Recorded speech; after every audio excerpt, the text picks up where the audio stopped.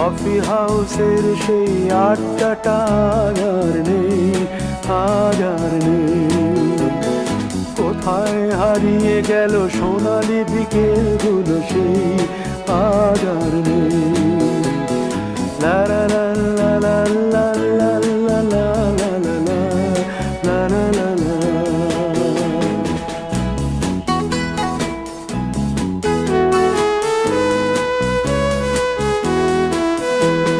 নিখিলেশ প্যারিসে, মইদুল ঢাকাতে, নেই তারা আজ কোনো খবরে।